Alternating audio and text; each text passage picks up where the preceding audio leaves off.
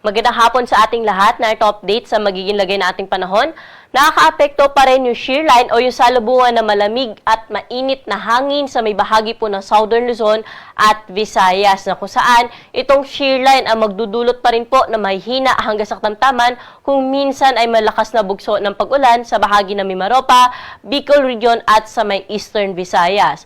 Ngunit dahil pa rin po sa amihan ang bahagi ng Cagayan Valley, pati na rin po itong Aurora, Quezon at Cordillera Administrative Region ay makakaranas din po ng maulap na kalangitan na may kasamang may hina hanggang sa katamtaman ng mga pag-ulan, epekto nga po yan ng amihan.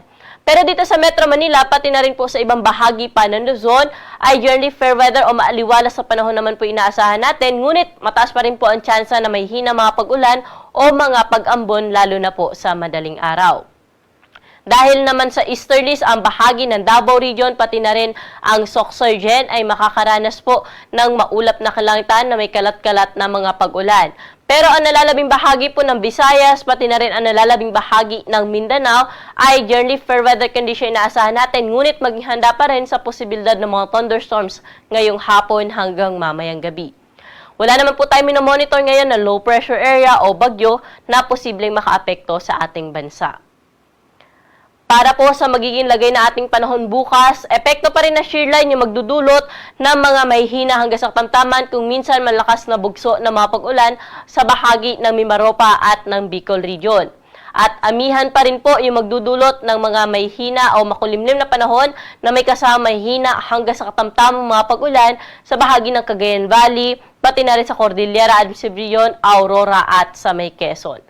Dito pa rin po sa atin sa Metro Manila, pati na rin po sa ibang bahagi pa ng ating bansa o bahagi ng Luzon, bagyang maulap hanggang sa maulap na kalangitan na inaasahan natin na kung saan may mga tsansa pa rin po tayo na isolated light rains o yung pulo-pulong may hina mga pag-ulan o mga pag-ambon, epekto rin ng amihan. Temperatura natin bukas dito sa Kamunilahan ay nasa around 23 to 30 degrees Celsius. Sa mapupunta naman po sa Tagaytay, nasa around 21 to 29 degrees Celsius.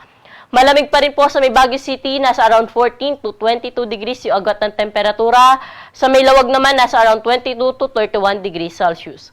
Sa Tuguegarao, dahil nga po inaasahan pa rin natin ang maulap na kalangitan na may kasama pag-ulan, nasa around 20 hanggang 26 degrees lamang yung magiging agwat ng temperatura. At dahil maulan din po sa bahagi ng Legazpi City, nasa around 24 to 28 degrees lamang yung agwat ng temperatura. Dumako na po tayo sa Puerto Princesa at Calayan Islands na kung saan nasa around 25 to 30 degrees Celsius yung agwat ng temperatura bukas. Sa mga kababayan naman po natin sa Kabisayaan, dito po sa may Eastern Visayas, dahil pa rin po sa epekto ng shear line, maulan na panahon pa rin po yung inaasahan natin dyan bukas. Pero sa Western at Central Visayas ay maaliwala sa panahon po inaasahan natin, lalo na sa umaga hanggang tanghali. Pero pagsapit ng hapon at gabi, expect pa rin po natin yung mga dagliang pag-ulan, dala nga po ito ng mga localized thunderstorm. Temperatura natin bukas sa Tacloban ay nasa around 25 to 30 degrees Celsius. Ganun din sa bahagi ng Iloilo, pati na rin po sa Metro Cebu na kung saan nasa around 25 to 31 degrees Celsius.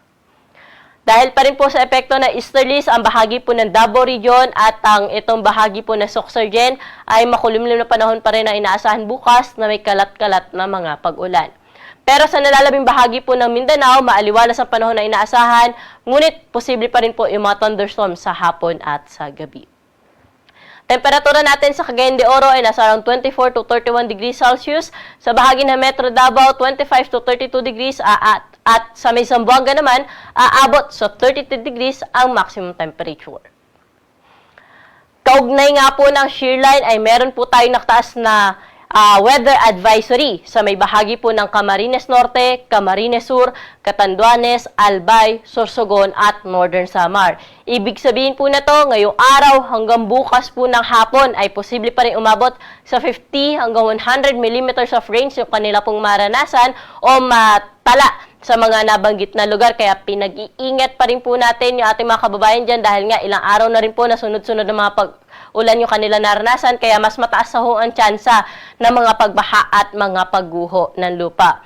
At patuloy ho tayo mag-antabay sa mga update po na nilalabas ng Pag-asa na kung saan pwede nyo rin hong bisitahin yung mga issuances, yung mga heavy rainfall warnings, thunderstorm advisories, rainfall advisories na nilalabas po na ating mga Pag-asa Regional Services Divisions. Makikita nyo po ito sa ating social media accounts at pati na rin po sa ating website. Pagdating naman po ng linggo ng hapon hanggang Martes po ito ng hapon, ang bahagi ng Quezon, Camarines Norte, Camarines Sur, Catanduanes at Albay, yung inaasahan pa rin po natin na makakaranas pa rin po ng moderate to heavy na mga pag-ulan epekto ng shear line. Kaya ating pong paghandaan itong mga areas po na to dahil nga yung mga pag-ulan na inaasahan po natin ay posible nga po magdulot ng mga pagbaha at mga pagguho ng lupa, lalo na sa low-lying areas at sa bulubunduking lugar.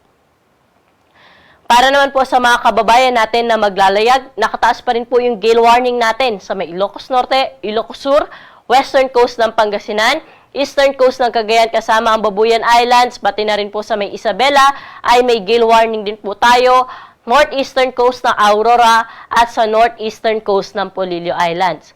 May gale warning din po tayo nakataas sa may baybayin po ng Camarines Norte, northern coast ng Camarines Sur, northern at eastern coast ng Catanduanes, eastern coast ng Albay at ng Sorsogon, northern at eastern coast ng Northern Samar at sa northeastern coast ng Eastern Samar. Kapag may gale warning po tayo, hindi po natin hinahayaan pumalaot yung ating mga kababayan, mga isda, pati na rin po yung may maliit na sasakyan pandagat dahil sa posibilidad na malalaki at matataas na mga pag-alon na kung saan posible nga po umabot sa 5.5 meters ang wave height. Para naman po sa ating 3-day weather outlook sa mga pangunahing syudad dito sa Luzon, partikular na po dito sa Metro Manila, na kung saan Lunes hanggang Martes, magiging makulimlim po yung ating panahon na inaasahan at may mataas po na tsansa na may hina hanggang sa katamtaman ng mga pag-ulan dahil po sa amihan.